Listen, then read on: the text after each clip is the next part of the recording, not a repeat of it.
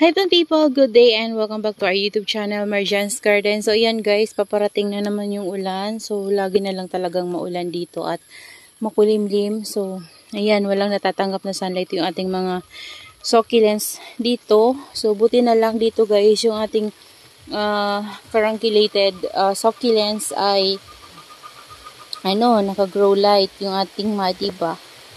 So, ayan, may caruncle pa rin sila guys. Ito lumalabas yung caruncle nyo kasi naka-grow light sila dito guys. So, kahit na hindi sila mainitan, pag umaga guys, kapag gabi, may sila, grow light. So, yan guys, ayan umuulan na naman. Yan, kakalma lang yan guys ng konti. Tapos, uulan na naman diretso, magdamag, ayan. Ganyan yung lagay dito guys. So, buti na lang meron tayong greenhouse. Ayan. So, today guys, ay bibigyan ko kayo ng update doon sa mga succulents na nabili natin galing kay, Balangabang. So, ayan, dito tayo guys. Yun nga lang guys, hindi tayo masyadong makalapit kasi tingnan nyo yung laman ng ating dito, harapan. So, malayo na sila.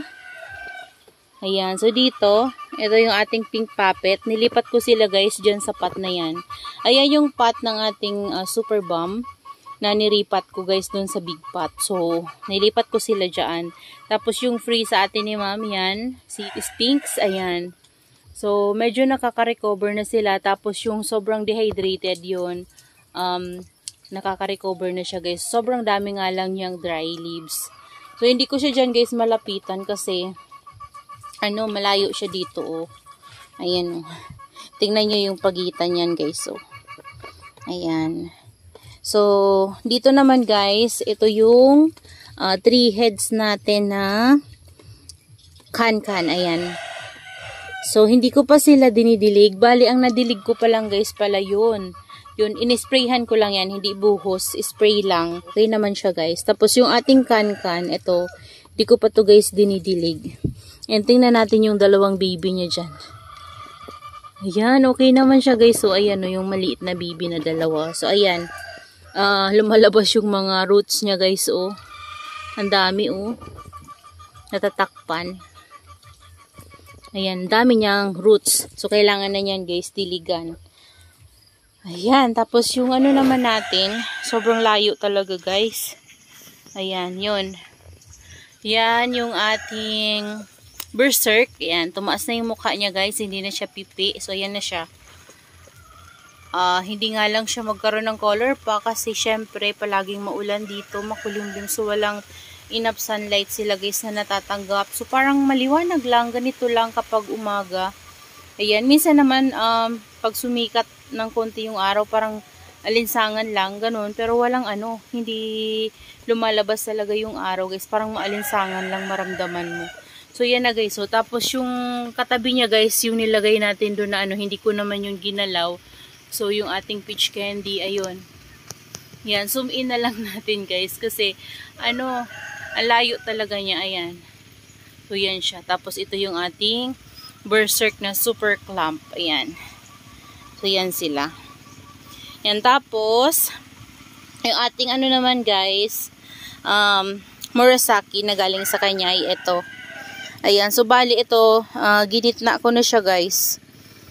Ayan, kasi plano ko na kapag ito sobrang matangkad na siya guys, plano ko tong ikat para magkaroon siya ng baby. Ayan, dito sa na to, tapos ito mapropagate natin. Ayan, so try ko lang guys, yung isang stem lang, para mayroon tayong mailagay dito sa side na to sa gilid. Tapos, yung nilagay ko sa kanya guys na pang tukod ay this one, yung pot natin na ayan. Yan, para matukod siya guys. Yan, na siya, marami na siyang ugat, nakadikit na talaga to siya. Kaso lang, dahil mabigat yung top niya, natutumba talaga siya kapag wala ito sa likod niya. Ayan. So, yan yung galing sa ating bagong seller. Ayan siya. Yung ating Murasaki. Tapos yung ating baekya guys ay naitanim ko siya dito. Yan ito. Yan, dito na yung ating baekya. Yan. So, nasprayan ko sila ng fungicide dito lahat guys, nakaraang araw. Nakapag-spray ako sa kanila. Kaya, safe na yan sila guys. Hindi yan sila magkaka-fungus. Ayan. So, yan lang naman guys yung succulents na galing sa ating bagong seller. So, yan sila. Okay na okay naman sila guys. Wala sa kanilang naging problema. So, safe na safe sila guys dito sa ating garden. Kahit na ngayon guys sobrang palaging maulan. Yan, makulimlim. At hindi lumalabas si haring araw.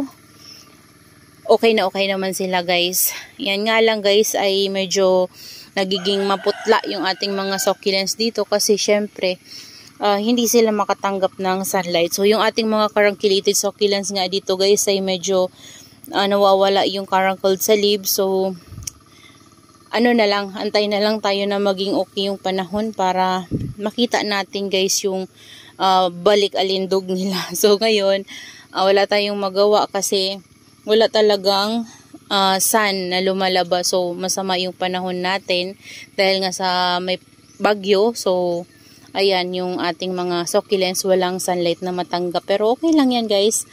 Ang importante lang naman ay buhay sila. Yan, konting update na rin dito guys sa mga naka-ROS natin. Ayan, ito yung mga to guys, na buhay ko to na mga Purple Delight na nilipat ko dun sa mga mahahaba natin na pots sa ilalim ng ating rock. So nilipat ko na siya guys dito. Ayan, kasi ito natatamnan to ng mga ganito natin. So namatay na sila guys sa ulanan. So ginawa ko, nagdagdag ako ng soil mix and then nilagay ko yung ating mga Purple Delight na mga Lipropa. So yan sila guys. Yung iba nga guys nalusaw yung dito banda. Yan kasi pinaulanan ko sila. Ito pa yung puno nung isa nalusaw siya. So pinaulanan ko sila guys. Pero tumaba sila guys at lumaki na sila ng konti. Compare nung paglipat ko sa kanila dito. Nung pinaulanan ko medyo lumaki sila. So ayan na sila. Yung iba guys nandito pa. Ayan, nandito. So, dito naman kasi, hindi naman sila guys maulanan.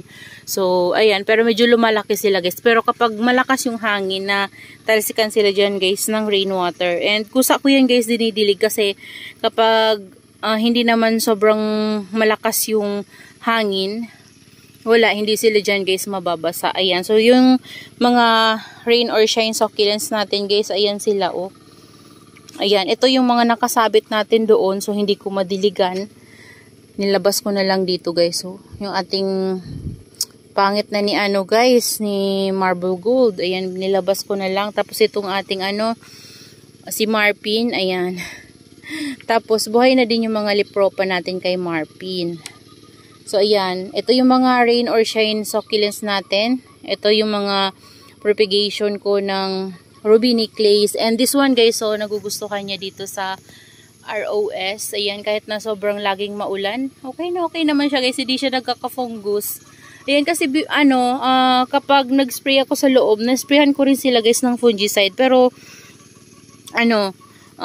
ito talaga, this one, lapitin talaga to guys ng fungus kapag lagi siyang naulanan. Ewan ko lang kung bakit. Ngayon, mabait siya. Ayan, ito nilabas ko na din guys. So, kasi hindi ko siya palaging madilig doon sa loob. So, ayan, tingnan nyo guys. Nagsituyuan na. So, sana pa natin, ma-survive pa. Ayan, ang ganda nito nakaraan. Napabayaan ko na guys. Ayan, ito naman yung isa pa natin na propagation ng Ruby Necklace. So, sa sobrang ulan, ganyan yung nangyari sa kanila guys. So, parang nahihiwa na Ayan. Sobrang na. Ito nga medyo na na to guys. Yung iba na tuyo. Ayan. So, dahil natuyo siya, kunti na lang yung natira. So, parang guys, nagmashi. So, minsan bumibigay din siya. Nagmamashi. Tapos ito yung ating Q-marble dito guys. Ayan. Parang bumigay yung isang dito guys. Ayan. Kasi nakasiprate pa to dati. So, niripat ko sila dito. Ayan. Niripat ko sila dito para sama-sama sila guys. Kaso lang, ayan, namutla. Ayan, kasi laging maulan nga. Tapos yung Furlipica natin guys, hindi na maganda. Ayan parang namayat sila. Tapos, ayan, buhay pa pala yung ating Ito yung mother plant ng ating jelly beans. Buhay pa naman sila guys. Yan, ito yung mga pinagkakatan ko. Tapos yung mga kinat ko guys, ewan ko kung buhay pa guys. Parang namamaalam na ata. Meron pa pala dun. Kunti na lang guys.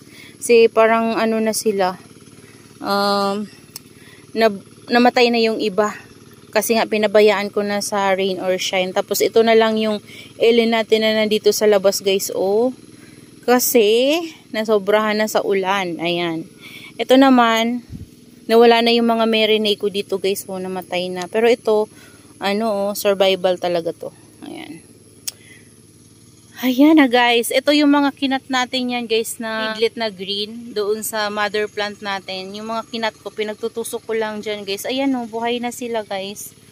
At okay na okay sila ah. Ayan. May damo oh. Yan ang buhay na buhay. Sama-sama yan dyan guys oh. Kasi wala na akong mapaglagyan sa kanila. Ito meron pa tayo ditong propagation ng this one. Tapos may burrito tayo dito guys oh. Ayun. Tapos dito meron pa pala ako oh. Parang namamayat siya. Ayan guys, ito ang laki-laki na nito. Tapos yan yung ating mga naka-rain or shine dito guys. So ayan oh, hindi ko na isa-isahin guys kasi masyadong hahaba yung video natin. Ayan yung mga naka-ano natin. Ish, ayan sila guys. Okay naman sila. Yan, tapos yung ating mga cactus dito, so far so good, okay naman sila guys. So ayan, naglagay ako dito ng ano, ayan yung ginawa ko sa kanila. Tapos yung Aron P natin, ayan, sis Jamaica, yan lang yung Aron P ko dito sa garden sa labas. Ayan, kasi yung iba ng mga nakuha ko sa kanilang cuttings nandun na sa big pot natin. So ayan, yung ating mga aloes, so ayan sila guys. So yun lang muna guys yung maibibigay ko sa inyong update sa ating mga succulents dito. Yan, konti lang naman yung nabili natin sa ating new seller na Balangabang. So, kaya binigyan ko kayo ng konting update dito sa ating mga succulents sa rain or shine. Ayan o. Yung mga kinatan ko guys, medyo lumalago na siya ulit. Ayan. So, that's all for today's video guys. And I hope you enjoy watching and see you on my next vlog. Happy gardening everyone. Bye-bye.